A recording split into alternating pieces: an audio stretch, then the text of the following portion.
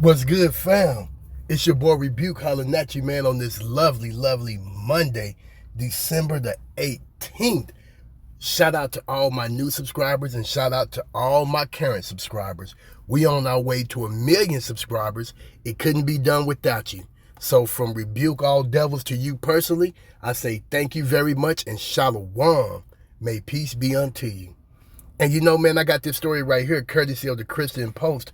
And it makes you ask yourself the real question of how could a father do something like this? Former pastor gets 40 years in prison for abusing two daughters, starting when they were 8 years old.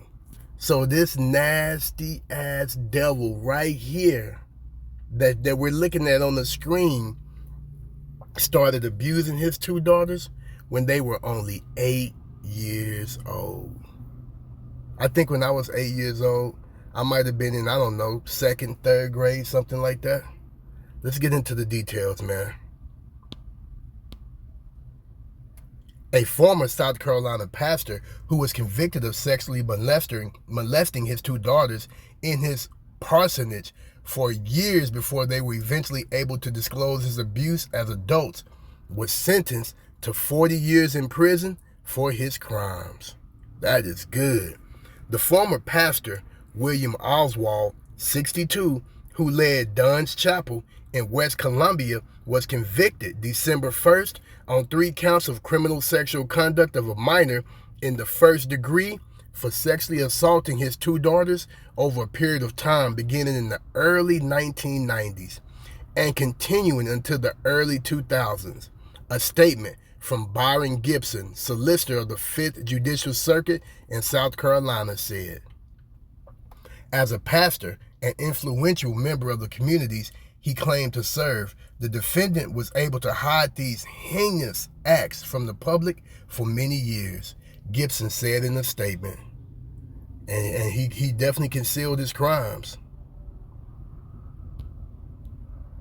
Over the course of the 5-day trial, jurors heard testimony from the now adult children about the multiple acts of molestation and abuse they were forced to endure at Oswald's hand. The women went on to share how the trauma they experienced as children, as well as the trauma they still bear today, has impacted not only their lives, but the lives of their family and friends as well, he continued. Additionally, expert testimony was offered to educate the jury on the dynamics of child sexual assault cases so as to give them a better understanding of how it will be possible for Oswald to conceal his actions for so many years.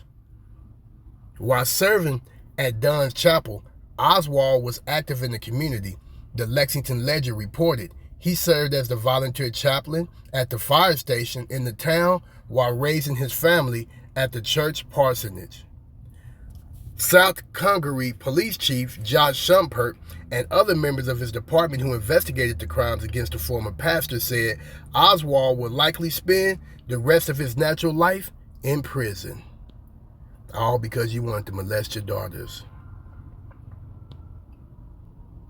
In the initial report, Oswald's daughters described in graphic detail how they were sexually assaulted by their father on church property more than 100 times, beginning when they were around 8 years old and continued until their early teens. As with most cases like this one, where the children were unable to come forward with the allegations until many years later, there was very little forensic evidence linking the defendant to these crimes. Gibson said in his statement, thus the jury had to rely almost exclusively on the testimony of the parties themselves. In this case, despite the defendant's hours-long testimony proclaiming his innocence, the jury ultimately found him guilty of all charges. Oswald was sentenced to 20 years in prison for each of the crimes committed against his daughters. He will now spend 40 years in the South Carolina Department of Corrections, where he belonged. Asked if he had any comment about the sentence Oswald received for his crimes, Dunn's Chapel pastor Gerald Walford bluntly replied, no. He told the Christian Post that Oswald led the church more than 20 years ago, long before my time. I'm sure that the I'm sure that the church had to deal with it at that time. It's so long ago. It's not something that's being dealt with now, Wofford told CP. Asked if there were any current policies in place at the church to prevent the reoccurrence of what happened with Oswald, Wofford said the church had instituted many policies to prevent sexual abuse, but did not discuss anything specific. There are all kinds of policies in place, but I don't know when those were put in place. They have been there long before I got here, he said. All I can say is that the church has policies in place to prevent sexual abuse. Help keep the Christian Post free for all. Make a donation to the Christian Post. Wow, man. Wow. And this dude done that to his daughters, man. There's a special place in hell for this cat right here, man. And them prisons, when you get there, they not going to like you. Now, I'm not advocating, anything happened to this dude, but I'm just telling the truth about prisons don't like sex offenders. They don't like people that hurt women and children and things such as that, man. So, you're gonna have a hard 40 years in front of you, and rightfully so, because your sexual desire of your minor children is what got you in this situation. How disturbing and disgusting of an old dirty man you are, Oswald. Drop your comments down below. Don't forget to like, subscribe, and share. Don't forget to click on that notification bell, and I'll catch you on the next episode. Peace.